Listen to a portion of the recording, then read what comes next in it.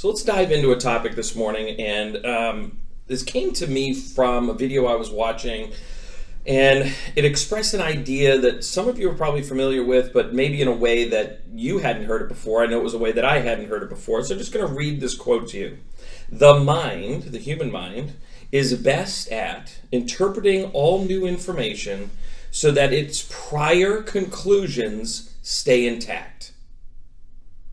So our brains, the best skill we have is to view the world around us in such a way that it only works to reinforce our thoughts about the world around us.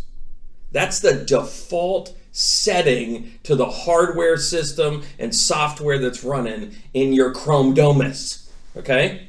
Like, that's how it works. So the challenge with that is when you step into a leadership role, you are challenged to grow. We're going to attract talent to us, and the way we keep that talent is we got to grow faster than them. Well, if your mind is set up to keep you from changing how you think and just reinforce how you think, I would argue that's the difference between stagnation and growth. We have to constantly be challenging how we think and how we view the world. Now, I'm not saying there aren't things that you're going to find at some point in your life that do end up being truths that you can hang your hat on that become a foundational thing. There are things out there like that. I would argue this very statement is one of them. That's how we get to at a certain point in our life, and that unless we proactively work against it, that's how we're going to keep showing up in this reaffirm what I already believe, right? That's the filter that we're looking through. Well, a lot of that stuff is actually perspective and not truth, right? There's the classic image of two people standing on either side of a number drawn in the sand, and one's arguing that it's a 9 and the other arguing that it's a 6. Neither one is wrong, correct? But it really comes down to perspective. And I would argue, I think we have a challenge in our culture right now, which is calling things that are perspective truths or my truth. There's a truth is a truth, right? It's like gravity and how gravity works. Like, okay, that's a law. It works every time. I don't care what your perspective is. You jump off that frickin' building, you're going to hit the ground. Your perspective's got nothing to do with it, right?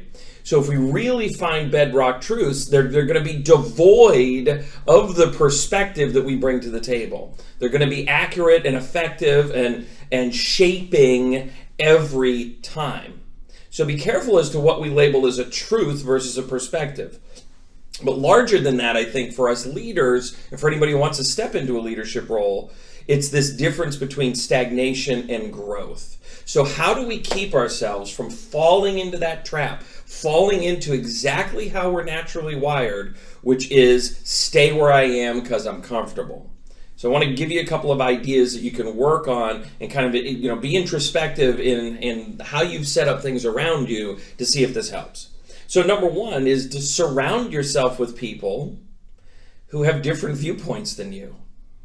And that can be really challenging. Just pick an area. If it's in business, they go about building businesses different than you. If it's your religious beliefs, how do you spend time and surround yourself with people who have different religious beliefs? If it's political beliefs, how do you spend time and connect with people who are really at the other end of the spectrum than you are? Or maybe you're in the middle and you need to hang out with people at both ends of the spectrum. If you really move into those conversations open-minded, right, setting aside this predetermined wiring of our head and go, hey, I wonder what I can learn today. I wonder how my thinking might get challenged today. And be okay with it, right? Really be open to it and absorb it. It's going to be one of the things that can help you push through this kind of stagnation that our brain is looking for. The other thing is reading books. And I think it's important for all of us in this day and age to make sure that when we say reading books, what we really mean is consuming the hard work and content of other people. And that can come in all sorts of forms, obviously. This podcast is an example of that. live classroom training, seminar type events, books, obviously, books on tape, video, all of that kind of stuff. And I think it's okay. Here's the other thing. I'll tell you a little secret. It's okay if you don't read and instead consume the stuff some other way. That's all right. Right? I got a lot of people I know that they're hooked on Audible books. For me, I really do take stuff in better when I can watch it in a video format, right? So a lot of what I end up doing is searching for video content from certain thinkers, certain people, and some of them, again, very proactively looking for stuff that challenges my thinking. And I like to look at that in a video format. And there'll be times where I'll find something, don't have time to watch it. I'll start the video just so it's saved in my little history library and I can scroll back and do it. And you can build playlists and all that kind of stuff. But there's a lot of ways that we can consume content right now. So if you're sitting there going, well, Brad, I'm not really much of a reader. Fine, find another way. Find another way to consume content and get ravenous about it, right? It's going to be a great way for you to grow. The other thing that I found has been very impactful on my life, and I see it in other people as well, is what I like to call just getting outside your zip code. And that can show up in all sorts of ways as well. You can literally get on a plane and go somewhere else, either be for business or for travel. If you know anybody in your life who's gone on, a mission trip, to Central America or some other place, they usually come back changed in some way. By changing the environment dramatically, you are almost forced to let go of some of your preconceived notions. And that opens up the space to start learning and absorbing new things. Again, the whole game here, the whole reason I'm diving into this is because we as leaders must grow, and we must grow faster. You got to do it faster than everybody else you brought into your organization. Let's just do a quick review on that.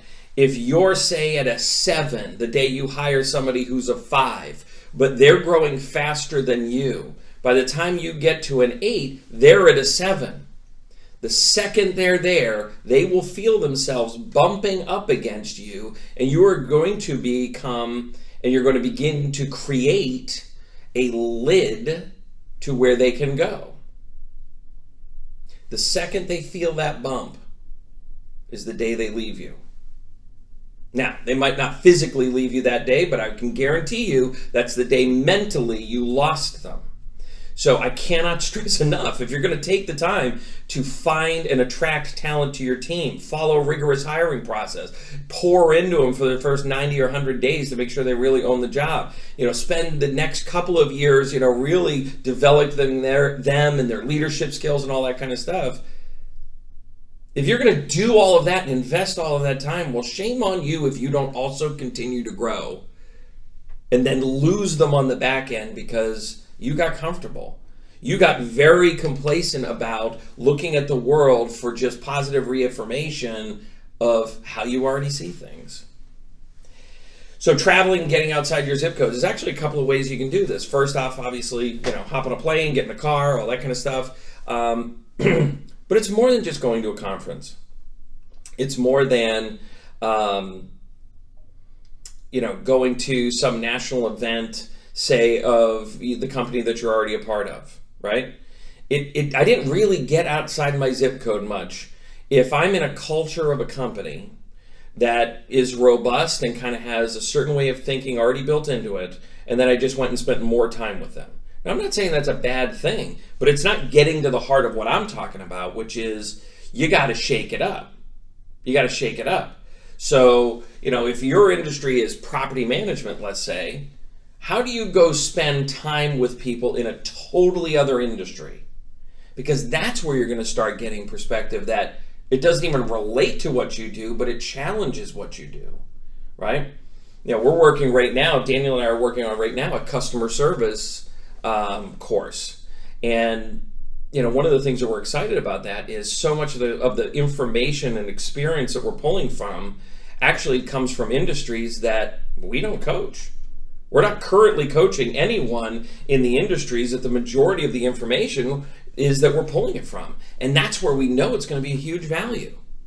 If we coach a lot of people in real estate and all we did was look at customer service as it pertains to real estate, it's actually going to be pretty limited, and a lot of you are going to look at that information and go, oh yeah, I get it, move on. But if we start bringing in, what does the hospitality industry look like? What does high-end restaurant stuff look like? What does high-end retail look like? What is your customer service experience online? And who's really nailing that versus not? And how can you bring that to your business? Guarantee you, because it's so far removed from what you already do, that it's going to challenge how you think and how you look at customer service in your business. And that's what we are looking for. Challenge how you look at things. That's where we grow.